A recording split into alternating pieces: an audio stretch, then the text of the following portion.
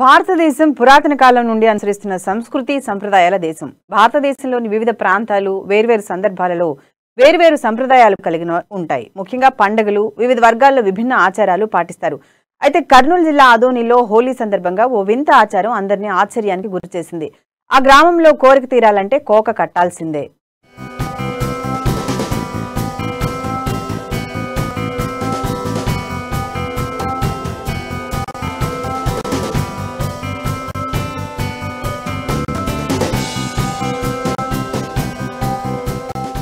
భారతదేశం వివిధ సంస్కృతులకు సాంప్రదాయాలకు ప్రతీక. ప్రతి రాష్ట్రంలో ఆయా ప్రాంతాల ఆచార వ్యవహారాలకు తగ్గట్టుగా పండుగలు నిర్వహిస్తుంటారు. ముఖ్యంగా అటువంటి పండుగల్లో ఒకటి హోలీ. ఇది దేశవ్యాప్తంగా జరుపుతున్నప్పటికీ కొన్ని ప్రాంతాల్లో ఇదే రోజున వింత ఆచారాలను పాటిస్తారు. మనం హోలీ పండుగను పిల్లల నుండి పెద్దల వరకు రంగులు పూసుకుని చాలా ఆనందాల మధ్య జరుపుకుంటాం.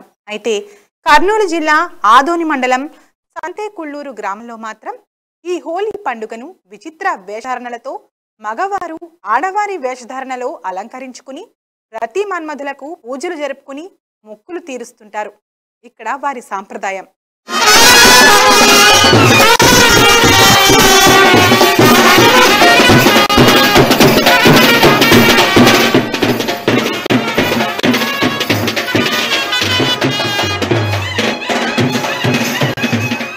కర్నూలు జిల్లా ఆదోని మండలం సంతేకుళ్ళూరు గ్రామంలో హోలీ పండుగ వచ్చిందంటే ఆ గ్రామంలో ఈ హోలీ పండుగ రోజు మగవాళ్లు చీర కట్టుకుని ముస్తాబవుతారు.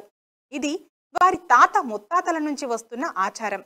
అనుకున్న కోరికలు తీరితే మగవారు ఆడవాళ్ల మాదిరి ముస్తాబై పిండి వంటలు తీసుకుని కుటుంబ సభ్యులతో కలిసి రతి మన్మధులకు ప్రత్యేక పూజలు చేస్తారు.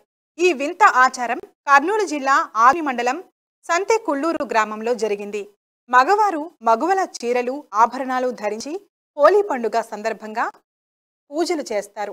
వేద పండితుల మధ్య మగవారు తమ కోరికలు చెప్పుకోవడానికి స్త్రీ వేషధారణలో ఆలయానికి వచ్చి తమ మొక్కుబడులు చెల్లిస్తారు.